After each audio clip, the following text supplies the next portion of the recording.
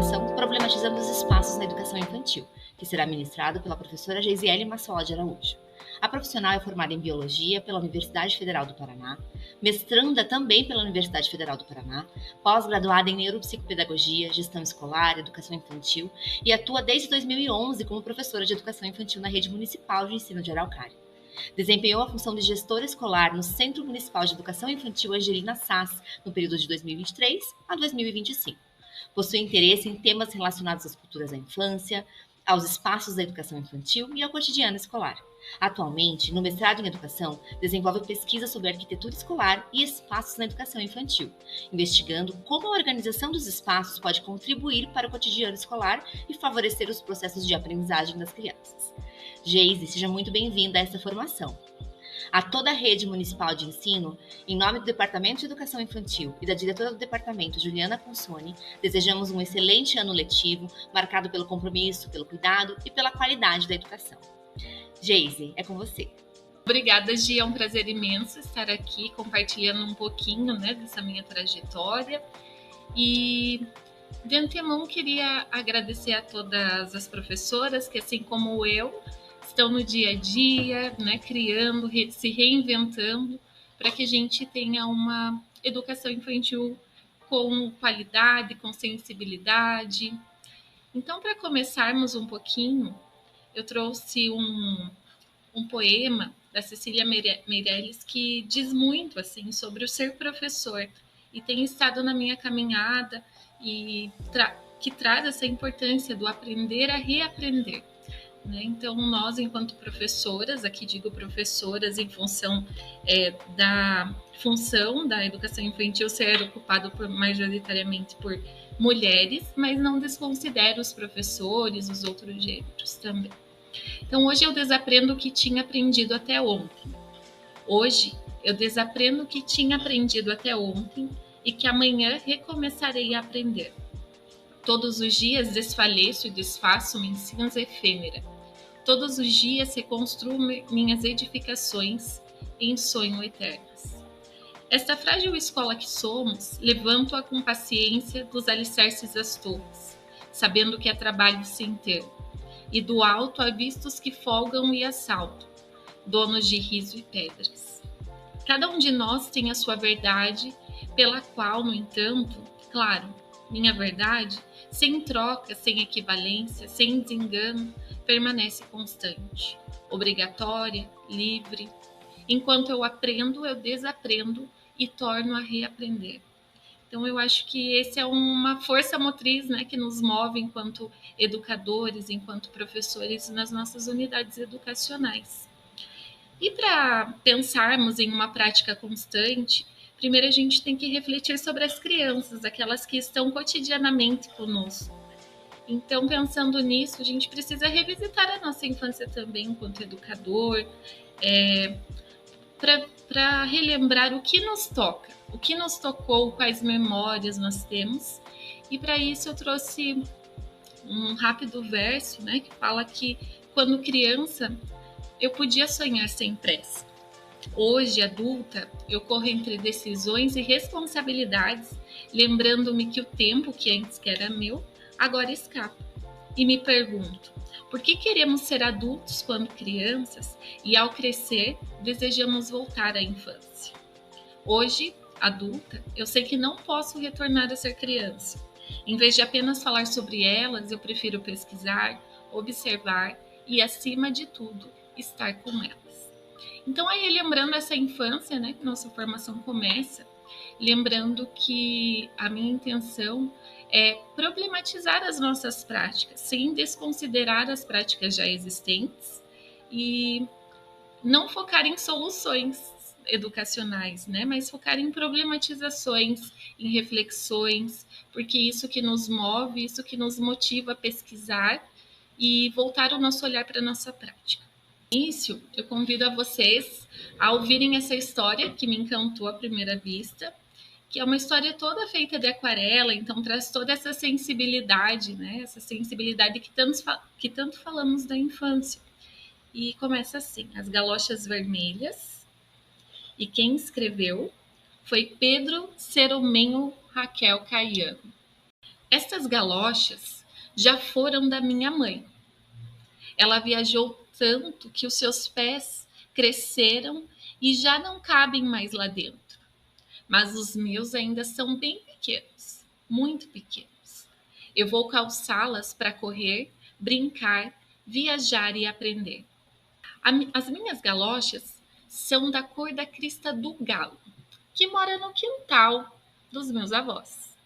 Quando corro atrás dele, imitando o seu cacarejar, imagino que eu pinto a terra com um rastro de batom.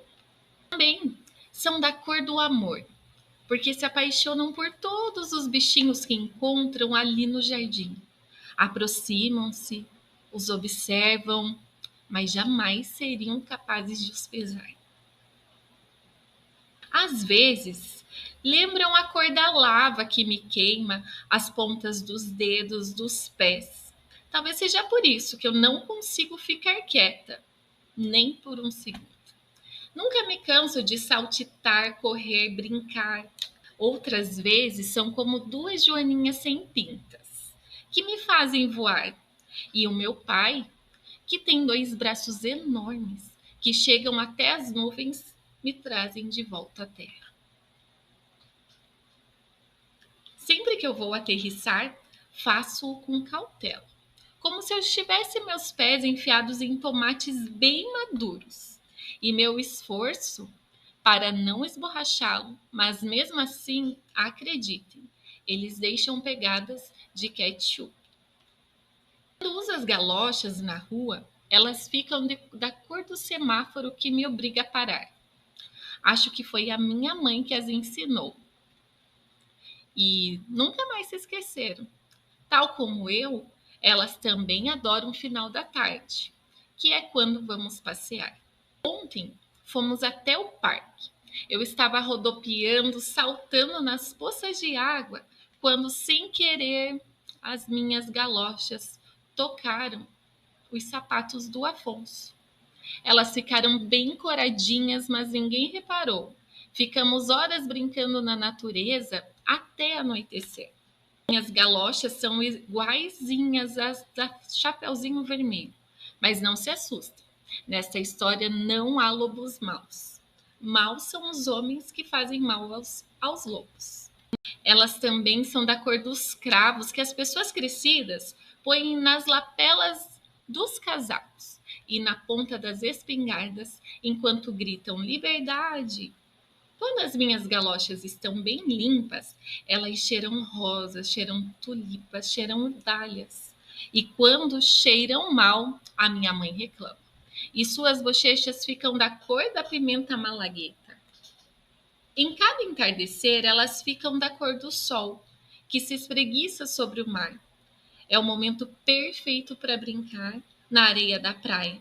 Mas aí eu levo um chinelos. As minhas galochas são da cor da melancia fresca, que adoro comer no verão, e me lembram os morangos que provo na primavera. Certas vezes são da cor do caqui, com que me delicio no outono, e outras cor de maçã, que saboreio no inverno. As minhas galochas são o meu caminho, e um dia serão também da minha filha. Elas são tão lindas. E um dia a minha filha poderá correr, brincar, ser livre, ainda que a liberdade não calce galoches. Ela prefere ser um grito e caminhar descalça.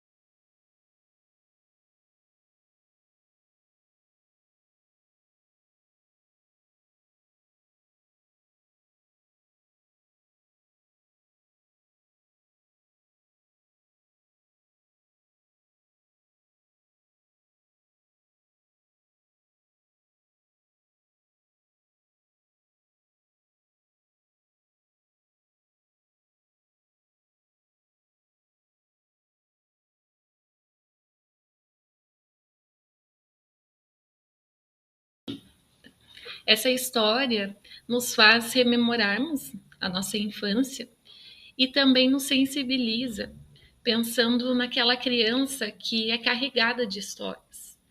Quando a gente pensa em crianças, a gente tem que pensar nisso, que ela traz uma bagagem, sim, do contexto familiar, e que na escola que nós vamos ampliar essa bagagem que ela traz.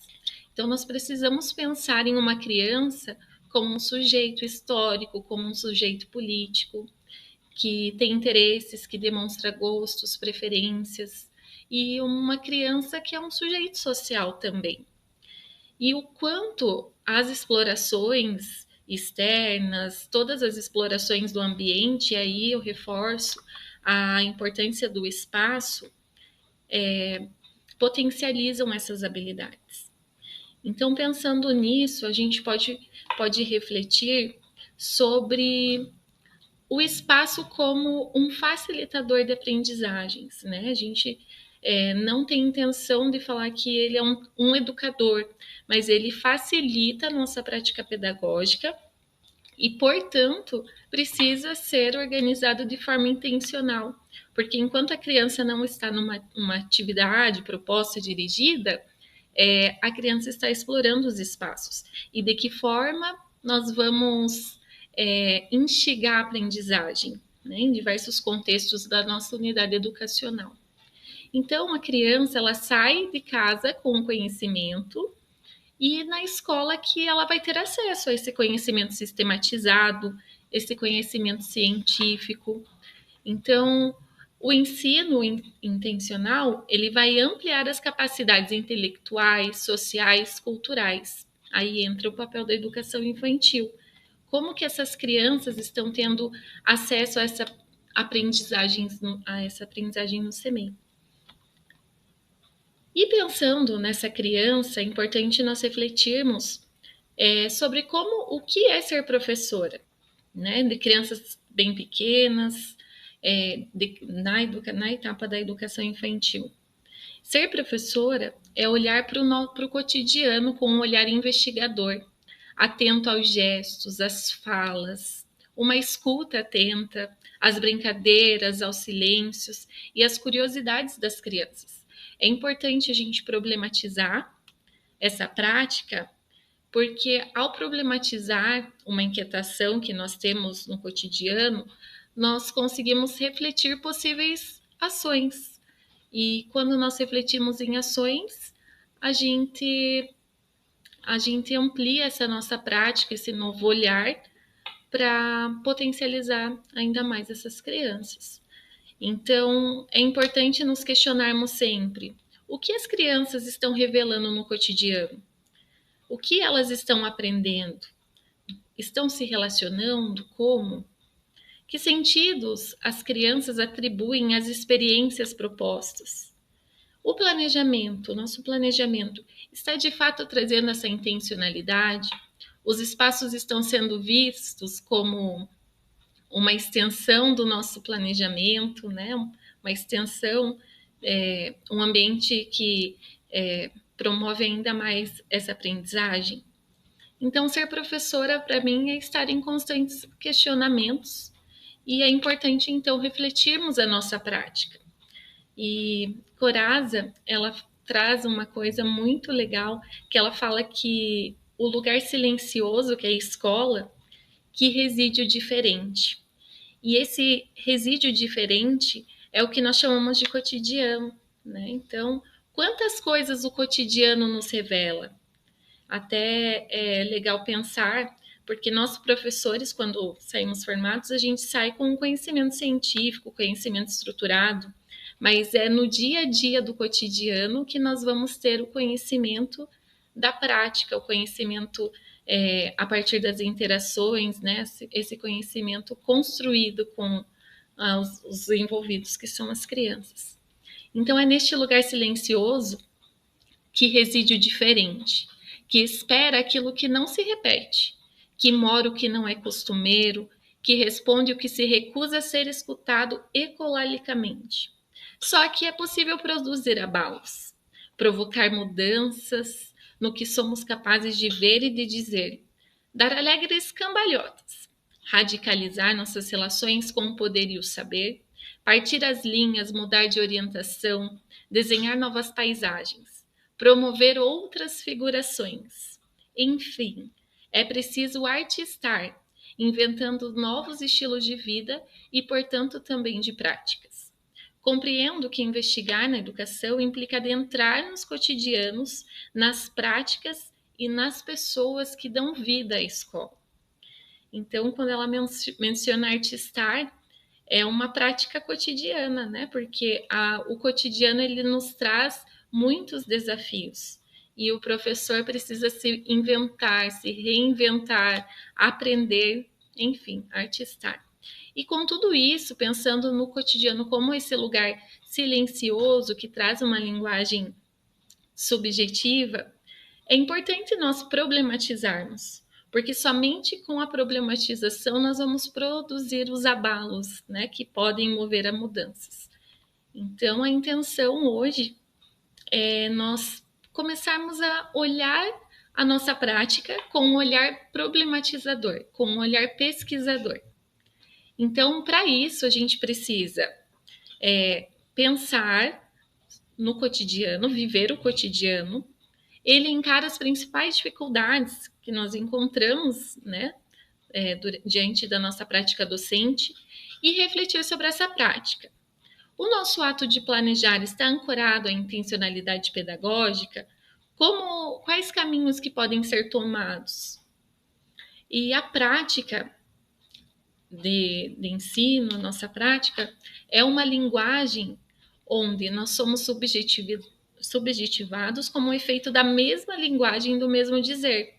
Se a gente não problematiza, a gente costuma dizer o mesmo, entender o que já foi dito, classificar, pensar e dizer sempre as mesmas coisas. Então é preciso a gente ter esse olhar inovador, esse olhar sensibilizador, para que a gente possa ter uma outra forma, né, de ação docente. E para isso, né, quando a gente fala em olhar cotidianos, em rever a prática, nós não estamos falando só do ato de planejar em si, né, da atividade proposta, mas estamos falando também de planejar os espaços, o tempo. Hoje aqui nós iremos falar só dos espaços, mas a gente tem que lembrar que os espaços, a organização do tempo, a forma de escuta, a documentação, são todos pilares da aprendizagem, né? Então, uma coisa muito ampla. Pensando nesses espaços como elemento pedagógico intencional, a gente favorece a aprendizagem. E o que me motivou a refletir sobre os espaços de educação infantil, né? Já era uma questão que eu refletia lá no início, quando eu entrei, em 2011, desculpe. E ano passado, uma turma do Infantil 3 criou um mapa do CEMEI com as professoras, e ao analisar esse mapa, eu relembrei de alguns questionamentos que eu fazia lá no início, né? Por que será que as crianças gostam tanto dos espaços externos? O que chama atenção, mas será que esses espaços externos são significativos, de fato, para desenvolver as habilidades das crianças? Então, analisando o mapa, nós percebemos que as crianças têm muita preferência, elas se recordam com bastante facilidade de todos os espaços externos, e a sala foi representada ali bem pequena, e em conversa com as professoras, elas disseram que elas precisaram relembrar com as crianças as salas de referência para que as crianças colocassem. Aí vem aquele questionamento, né? As crianças gostam tanto do espaço externo, por exemplo, mas como esse espaço externo está ressignificado no cotidiano? Estão trazendo desafios, materialidades que fazem esse explorar a área livre com qualidade, com intenção pedagógica? E pensando nisso, nós vamos pensar um pouquinho sobre o espaço escolar. Então, só aqui para ilustrar, a gente tem duas diferenças entre o espaço escolar e a arquitetura escolar, mas na prática elas são indissociáveis, elas sempre caminham juntas e por vezes são confundidas com sinônimos. Então a arquitetura escolar ela é algo já pronto, né? Um modelo duro que impõe funções, os espaços já têm funções pré-estabelecidas e o espaço escolar ele vai se revelar na dinâmica do dia a dia, ou seja, ele vai se ressignificar. Então, a gente sempre fala que a arquitetura escolar é o ideal planejado, mas o espaço escolar é que vai revelar no cotidiano as demandas daquela unidade educacional, né? Então, é bem importante a gente pensar nesse espaço como um espaço onde interagem professores, comunidades, funcionários, crianças, eles vão dar sentido e ressignificar esse espaço conforme a demanda, conforme o cotidiano. Então, eu quis trazer de uma maneira bem sucinta, com uma linguagem bem simples, para que a gente possa apreender, né, algumas informações, e trouxe alguns teóricos que falam sobre o espaço escolar, juntamente com a arquitetura escolar. Então, nós temos o Antônio Fraga, o Agostinho Escolano, que eles discutem as subjetividades presentes nesses espaços escolares. E eles reforçam que o papel da arquitetura, somado com o cotidiano, o espaço escolar, eles agem profundamente na formação das experiências das crianças. A Doris Kowaltowski, ela vai analisar a arquitetura com conexão com os objetivos pedagógicos. Então, ela traz que toda a estrutura física, juntamente com o espaço, ela retrata uma concepção de infância, uma concepção pedagógica, uma intencionalidade. E o Marcos Levy, que é professor da Federal, ele vai trazer, juntamente com esses outros, a não neutralidade dos espaços. Então, o espaço ele não é silencioso, ele não é neutro, ele vai sim transmitir alguma linguagem.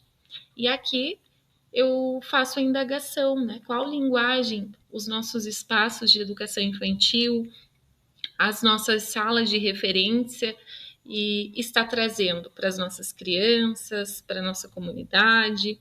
Pensando num espaço escolar que não é neutro, que ele revela as concepções de infância, de educação, de sociedade, ele também é funcional, né? Ele é funcional no sentido de que ao encontro dos territórios de culturas, e aqui eu faço uma ênfase.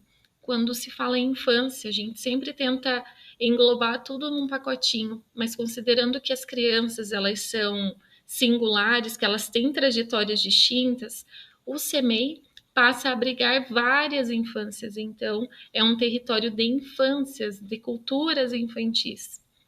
Então, é um espaço onde elas se constroem, se expressam, interagem. É uma ferramenta que facilita o ensino, a aprendizagem, que facilita esse cuidado. E nós temos que ir contra o sentido de que os espaços moldam os corpos, né? Então, aqui faço uma menção a Foucault, que ele questiona isso, os espaços como uma forma de modelar, de impor comportamentos. Então, nós temos que nadar contra a corrente, pensar nesse espaço como um espaço libertador, um espaço que deixa a criança se expressar livremente, que deixa a criança expressar seus interesses, autonomia, né? Até nesse livro Vigiar e Punir, Foucault faz uma descrição sobre uma prisão que, ao lermos, a gente agrega muito à escola. Então, isso é triste pensar, isso me machuca um pouco, de pensar como as escolas, qual o papel real da escola, né? Modelar corpos, oprimir ou libertar?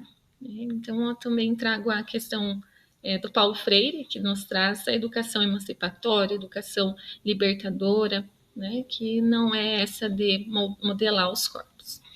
E considerando, né, alguns documentos que regem a educação infantil, as diretrizes curriculares nacionais, elas orientam essa organização do espaço, dos materiais, dos tempos, como um parâmetro também de qualidade. Então, promover situações que favoreçam essas aprendizagens, essas construções de saberes, da identidade, as interações, as vivências com diversas linguagens. Pensando nessa organização do espaço, é importante nós refletirmos também sobre como que está sendo essa estruturação. Será que tudo que eu coloco na minha sala de referência faz sentido para a criança ou é uma mera decoração?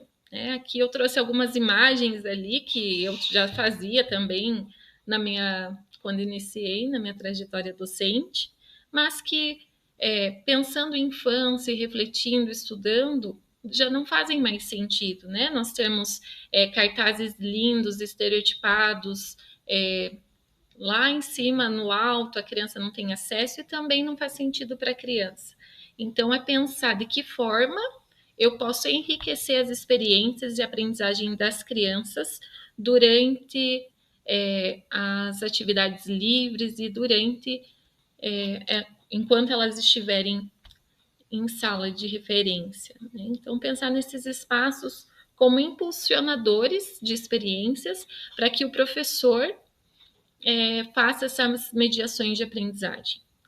E é importante também nós falarmos que as experiências elas só acontecem quando é algo novo. Então, eu entro em contato com algo novo, aquilo me transforma, aquilo me ressignifica, e eu consigo colocar o conhecimento adquirido em uma nova situação e também estabelecer relações com o conhecimento já existente. Então, será que uma sala organizada no início do ano letivo, ela faz sentido daqui 1 mês, daqui 3 meses? É importante a gente pensar nesse espaço como sendo um espaço flexível. Então, o tempo todo nós temos que tentar modificar esse espaço para que agreguem as novas experiências, porque senão acaba sendo uma coisa rotineira que já não traz mais tanto significado para as nossas crianças e bebês. Aqui nesse slide, a gente consegue observar um pouquinho dos cantinhos, né? Lembrando que as fotos são fotos das nossas unidades educacionais que o departamento disponibilizou e o quanto isso também já está ocorrendo, né, nas nossas unidades. Então, a gente olhar para os espaços externos e pensar, esse espaço pátio pelo pátio, ele não faz sentido para a criança, né? Foucault, por exemplo, ele comparava o pátio com o pátio da prisão. Então, nós, enquanto educadores, enquanto seres sensíveis, né, e seres que acreditam ainda na educação e na potência das crianças bem pequenas, nós precisamos pensar nesse espaço como um espaço que tenha muitas materialidades, né? O que as crianças vão fazer no pátio quando estiverem livres, né? Lembrando que esse brincar livre é importante, só que é o brincar livre da criança. Para o educador, a gente precisa estar sempre atento às interações que as crianças estão estabelecendo, mediando. Então, tudo isso é um ato pedagógico que precisa acontecer no cotidiano. Então, o espaço, ele não pode ser limitador. Temos que pensar sempre o contrário dessa lógica. A gente precisa pensar num espaço que dialoga com a infância, que considera as necessidades, os interesses e culturas das crianças. E uma questão é o espaço hoje, né? Nós estamos iniciando o ano letivo. O espaço que eu planejo vai ser organizado para as crianças ou vai ter somente uma visão adultocêntrica, né? E pensando nisso, a gente reflete que a pedagogia se faz no cotidiano, no espaço, e o espaço se faz na pedagogia. Por isso, o espaço é um elemento pedagógico da primeira infância que pode ser um limitador ou um ampliador das aprendizagens, dos valores, Então, os espaços eles precisam possibilitar acesso a diferentes suportes, materialidades. É importante nós darmos visibilidade também às materialidades naturais, né? Também indo contra a lógica do consumo.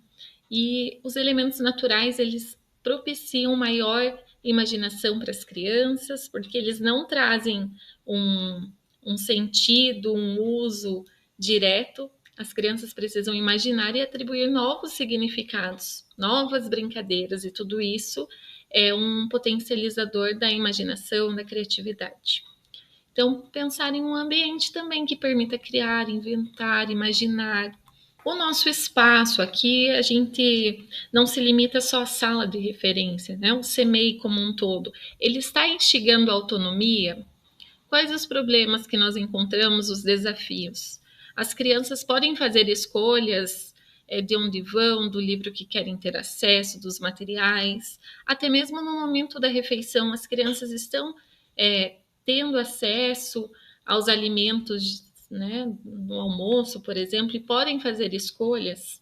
Então, é pensar não somente na nossa sala de referência, mas pensar num ambiente educacional que acolhe essas crianças e também escuta, ouve e dá voz à expressão dessas crianças. Então, também pensar num espaço que acolhe, que encanta, um espaço com diferentes cantos que tragam, que propiciam a leitura, o descanso, o faz de conta. E aí sim, para além da decoração, como nós já mencionamos, pensar em um espaço que revela essa criança, que traga a identidade das crianças, que contribuem para o reconhecimento de si, do outro, e que tragam a sensação e a noção de pertencimento. Aqui a gente pode evidenciar o quanto a nossa visão tem que estar sempre para a criança, né? Então, se nós simplesmente enfeitamos a sala, nós não estamos dando visibilidade, trazendo essa sensação de pertencimento para as nossas crianças. O que o espaço está revelando? Um espaço também que respeite a diversidade, que acolhe as diferenças, as singularidades de cada criança. Um espaço que acolhe os sentimentos, os vínculos. E aqui pensar em um espaço, né, na foto tem um espaço externo, onde diferentes etapas se encontram no pátio. A aprendizagem também ocorre na interação com o outro, né? Com o conhecimento já aprendido por alguém, ensinado. Então, a importância de estabelecer essa relação. E é muito legal de vermos, quando as crianças vão para o pátio com outra turma, eles colocam em prática o cuidado, o carinho. Então, eles demonstram para outra criança, menor no caso, o que eles aprenderam sobre o mundo. E essa partilha é bem interessante. O encontro dos irmãos no pátio, tudo isso é aprimorar esses vínculos e estimular esses sentimentos nas crianças. Então, os fazeres na educação infantil se fazem diante a vários elementos que nós temos. Talvez nós não tenhamos todos os elementos que estão expressos nessa paráfrase, mas o que nós podemos fazer com as materialidades que nós temos hoje nos CEMEIs? Né? De que forma que nós vamos olhar e ressignificar esses materiais? E também pensando nesse espaço com diferentes intervenções, é pensar que não é possível pretender que as crianças pequenas façam tudo ao mesmo tempo ou que todas façam a mesma coisa ao mesmo tempo. A gente tem que trazer à tona a criança a qual defendemos, que é uma criança que demonstra interesse, que tem preferências. E esses cantos, essas organizações no espaço, fazem com que todos os tempos da educação infantil sejam pedagógicos. Por exemplo, enquanto eu estou com um minigrupo trabalhando em uma atividade planejada, né, Outras crianças estão explorando o espaço que foi também planejado, mas que explorando livremente, enquanto as outras que eu trouxe para o minigrupo agora, que vão fazer a proposta, né, a proposta planejada, vão ter mais mediação também, um olhar atento, uma escuta. É possível identificar as habilidades das crianças, as dificuldades.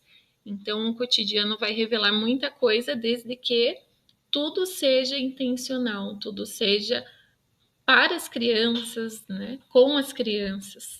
Aqui eu faço menção ao cantinho do aconchego, o cantinho do descanso, a importância de se ter um cantinho onde a criança possa descansar no momento que ela tem vontade. Né? Muitas crianças chegam na manhã cansadas, ainda não querem brincar, pelo menos para elas se sentirem acolhidas, terem esse cantinho para ficar um tempinho.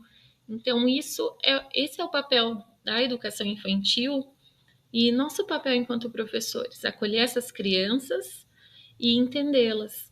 E entendendo elas, a gente vai configurando, reconfigurando esses espaços que nós temos.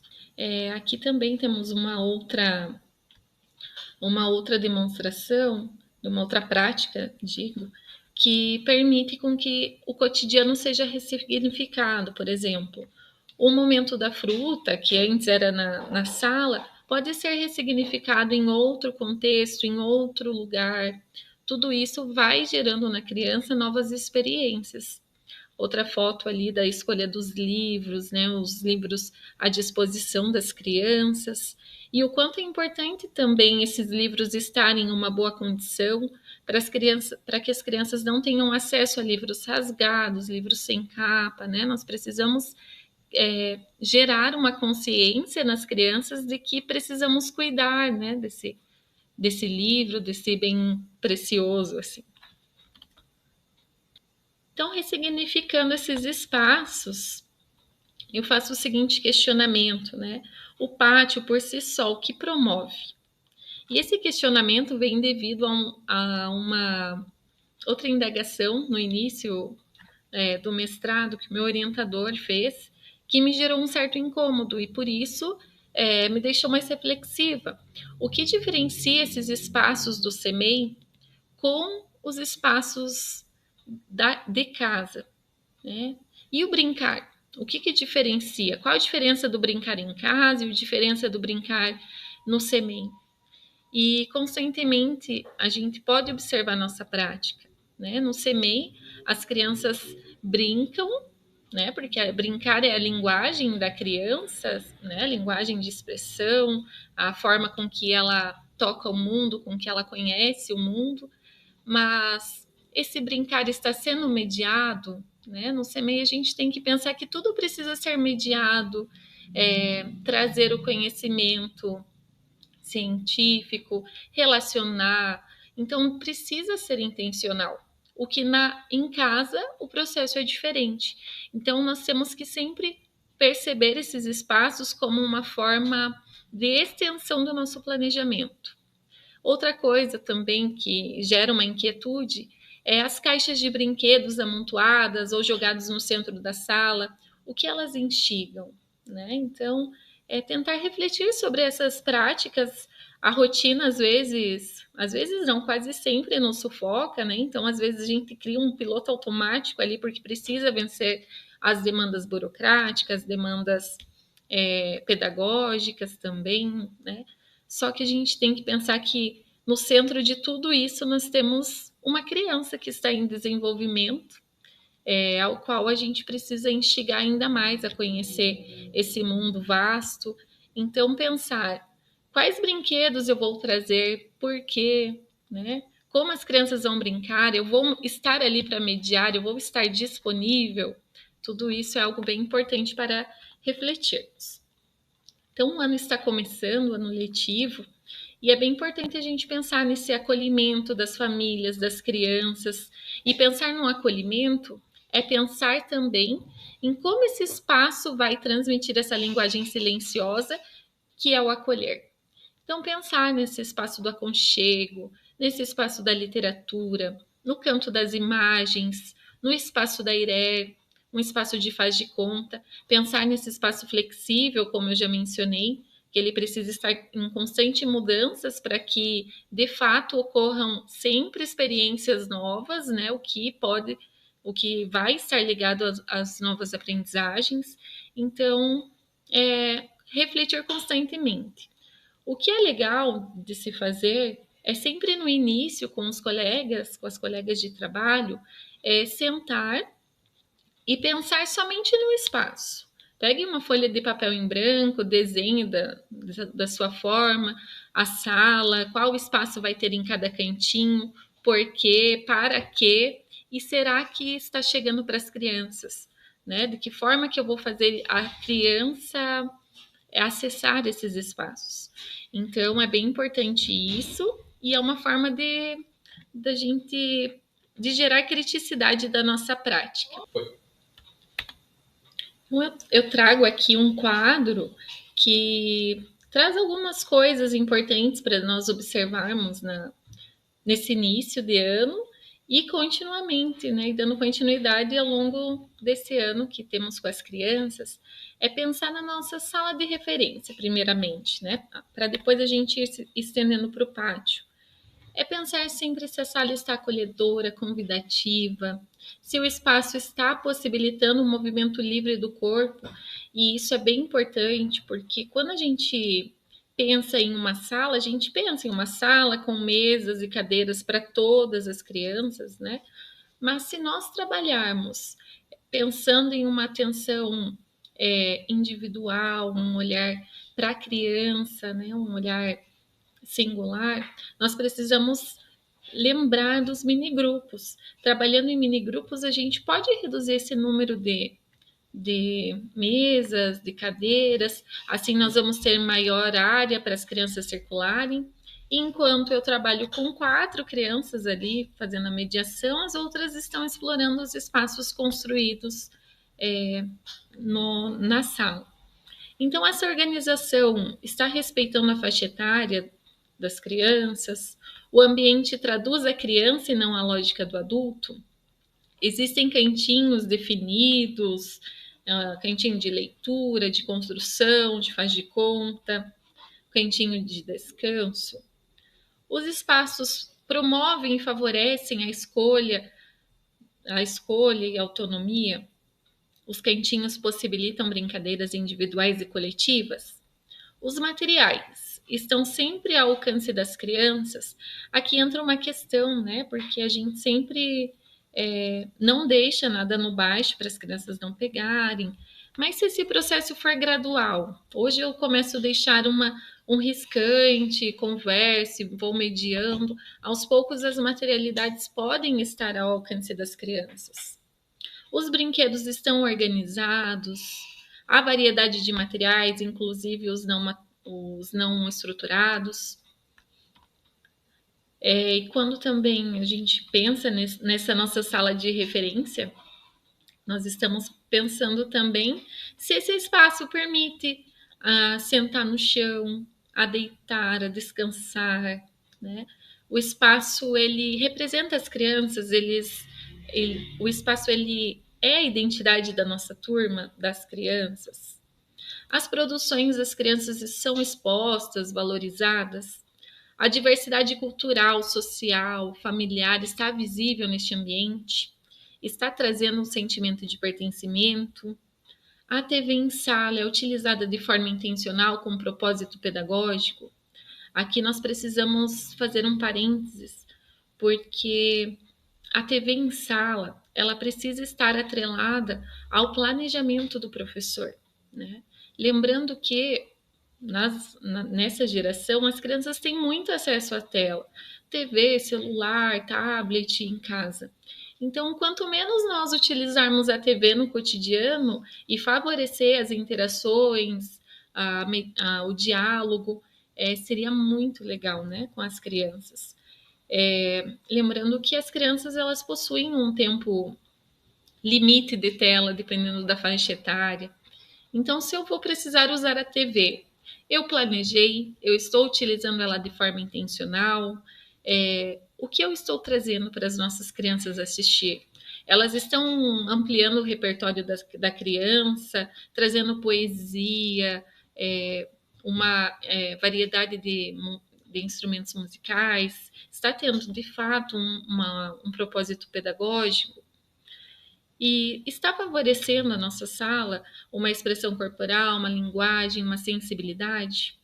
E outra coisa para chamar a atenção é a água está disponível ao alcance das crianças. Né? É importante pensarmos que todos nós temos essa necessidade biológica. Né? Então, por que esperar a hora da água para a turma inteira? Né? Se já estiver ao alcance, a criança tem essa autonomia de ir, pegar, tomar. No início sempre dá uma bagunça, né? Mas é importante manter a constância, manter o diálogo, as mediações, para que as crianças vão entendendo, né? Que a água está disponível para quando elas quiserem. Chegamos ao fim e eu trouxe a Carla Rinaldi, que ela faz uma menção da arquitetura e com ele o espaço escolar, que ela fala que ele não é somente um local sem sentido. O espaço, ele traz uma filosofia, uma forma de pensar a educação, de ver a criança, o papel da ação e da realização na construção do saber. O prédio de uma escola é um projeto pedagógico e, como tal, deve ser o resultado de um diálogo profundo, de um diálogo cuidadoso entre as linguagens pedagógicas e as crianças. Espero ter contribuído um pouquinho, né? Ao estudar algumas coisas, contribui muito também na minha prática docente. Precisando é só chamar. E como eu mencionei, a ideia não é descaracterizar a nossa perspectiva histórico-cultural, mas é tentar agregar ainda mais, né? Pensar em uma criança social, o papel do CMEI o papel do professor enquanto um mediador de aprendizagens e o papel do conhecimento também, né? Dessa transformação do conhecimento. E com isso, pensar também num espaço que vai favorecer todas as outras práticas que nós já fazemos no cotidiano. Então, um abraço. Até a próxima. Vale a pena comentar também que, a partir da perspectiva da pedagogia histórico-crítica, a gente reafirma que os espaços pedagógicos, eles realmente não são neutros. Eles se constituem em elementos intencionalmente organizados para promover o desenvolvimento humano, a apropriação do conhecimento e a formação integral da criança. Ter um olhar pedagógico atento aos espaços significa compreender que cada ambiente comunica, ensina, provoca, media aprendizagens. Sempre devemos lembrar da tríade da pedagogia histórico-crítica, né? Conteúdo, forma e destinatário. O que ensinar, para quem ensinar e como ensinar. E o ambiente, ele está super atrelado a essa questão, né? Quando eu propicio aí ambientes acolhedores, ambientes com materiais desestruturados, quando eu ofereço para minha criança diferentes materialidades, eu estou ampliando as possibilidades dela de aprendizagem. Então, agora, nós encerramos essa formação, agradecendo muito a participação da professora Geise, né, a disponibilidade dela em conversar conosco, e agradecemos também todos os envolvidos aí nesse compromisso, e os professores que se dispuseram a refletir coletivamente sobre os espaços pedagógicos. Esse movimento formativo, ele reafirma a importância de compreendermos, como dito anteriormente, que os espaços, eles não são neutros, eles expressam concepções de infância, de educação e de sociedade. Né? E, à luz da pedagogia histórico-crítica, o olhar pedagógico para os espaços constitui uma ação intencional, planejada e socialmente comprometida, voltada à mediação do conhecimento historicamente produzido pela humanidade. Organizar, ocupar e ressignificar os espaços pedagógicos é, portanto, parte indissociável do trabalho docente e da gestão escolar, pois contribui para garantir às crianças o acesso a experiências educativas que promovam o desenvolvimento pleno e a humanização. Que as reflexões construídas ao longo dessa formação se desdobrem em práticas conscientes, coerentes e alinhadas ao projeto educativo da rede, fortalecendo a escola pública como espaço de formação crítica, democrática e emancipadora. Agradecemos a todos e a todas pela dedicação, pela escuta qualificada e pelo compromisso com uma educação infantil e básica socialmente referenciada e de qualidade. Até a próxima!